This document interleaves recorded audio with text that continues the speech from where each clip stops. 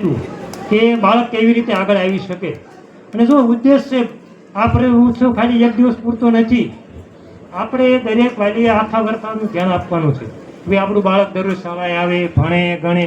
સરકારનો પણ આ ઉદ્દેશ છે કે ભાઈ ગુણવત્તા સુધરે, એટલા માટે સરકાર પ્રયત્ન કરી રહી છે.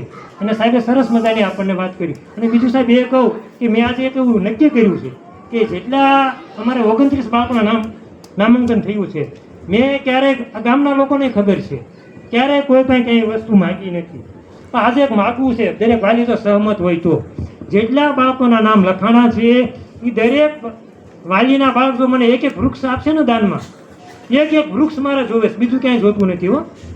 આ પ્રસંગે જે બાળકનું નામ લખાણું છે એ બાળકના વાલી મને એક વૃક્ષ આપશે તો મેં સરસ મજાનો બગીચો બનાવ્યો છે.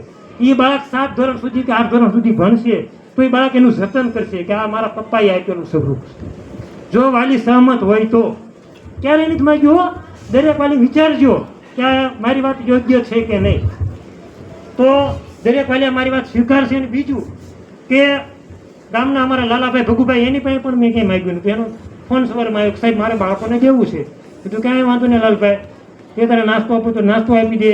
સાહેબ હું કીટ લેતો આવું છું, તો કીટ લાવ્યો છે બધા બાળકોને આપવા માટે અને બિસ્કિટના પેકેટ લાવ્યો. ત્યાર પછી અમારા ગામના ભાઈ હરજીભાઈ સાસુકિયા, જે પોલીસમાં છે બોટાદ, એનો 2 દિવસ પહેલાં ફોન આવ્યો હતો, સાહેબ મારે પણ બાળકોને આપવું છે ક્યાં, જે બાલવાટિકાવાળા બાળકો છે કે હું મોકલી દઉં. મેં કીધું મોકલવું નથી, તમે રૂબરૂ આવજો. હરજીભાઈ છે અહીંયા, આવો રજા મૂકીને બોટાદથી અહીંયા આવ્યો. લાગણી છે જોવો.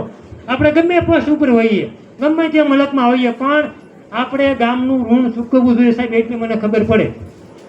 ગમે તે આપણે ગમે બિઝનેસમાં આવે, લાખો કમાતા હોઈએ, પણ જ્યાં આપણે જન્મ્યા છીએ, ભણી ગણીને મોટા થયા છીએ, માવતર પાસેથી ક્યાંય શીખ મેળવે છે, એ ગામ પ્રત્યે આપણે ક્યાંક ઋણ અદા કરવું જોઈએ. તો હરજીભાઈએ પણ એ ઋણ અદા કર્યું છે. આવો હરજીભાઈ, લાલાભાઈ, દાતાશ્રી આવો આ બાજુ. અને બીજું એ કે હજી પણ સાહેબ અમારા થોડીક તકલીફ છે. બાળકો હજી પ્રાઇવેટમાં બહુ જાય. હું તો કઈ કઈ થાક્યો ભાઈ, આટલું સરસ વાતાવરણ છે, આટલા સરસ શિક્ષકો છે, શું કામ તમે ખર્ચો કરો છો? સરકાર બધું મફતમાં આવે છે, બાળકને 1 રૂપિયાનો ખર્ચો નથી. બાલવાટિકામાં નામ લખાવે એટલે 8મું ધોરણ પૂરું થાય ત્યાં સુધી 1 રૂપિયાનો બાળકને ખર્ચો આવતો નથી. પાઠ્યપુસ્તકો માંડવી, સ્ટેશનરી, જમવાનું 1 રૂપિયાનો ખર્ચ નથી. છતાં પણ વાલીને શું મોહ છે એ મને સમજાતું નથી. આટલો બધો તમે, હું એક બેઠો બેઠો હિસાબ કરતો તો અમારા ગામમાં 3 પ્રાઇવેટની બસ જાય છે. એક બાળકની તમે વર્ષની 50,000 રૂપિયા ફી ગણો. 1 વર્ષના ગામના કેટલા લાખ રૂપિયા બહાર તમે મોકલો છો. તમે મજૂરી કરો છો, એટલા રૂપિયા તમારા બાપના નામે મૂકી દો. 8 ધોરણ પૂરું થઈ જાય એ રૂપિયા એના કામમાં આવશે ઉચ્ચ શિક્ષણ માટે. શું કામ તમે રૂપિયા બગાડો છો? મજૂરી, કાળી મજૂરી આપણે કરીએ છીએ, રૂપિયા પાર્કે આપી દેવાના. 8 ધોરણ સુધી રૂપિયા તમે બાપના નામે જમા કરાવો. 9મા ધોરણથી ઉચ્ચ અભ્યાસ માટે રૂપિયા તમારા કામમાં આવશે. બધું મફતમાં છે.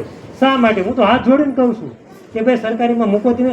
હું સાહેબ શિક્ષક છું, મારા 3 બાળકો સરકારીમાં ભણ્યા છે, ક્યારેય નહીં પ્રાઇવેટમાં. સરકારીનો લાભ લો તમે તો જ્યાં સરકાર ભરતી કરશે. સંખ્યા છે તો શિક્ષકો આવશે, સંખ્યા જો શાળામાં છે તો શિક્ષકો આવશે.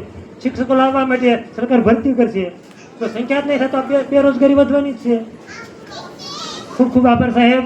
આજનો કાર્યક્રમ સરસ, ગામજનોનો પણ આભાર, આટલી મોટી હાજરી આપી. હવે આગળનો કાર્યક્રમ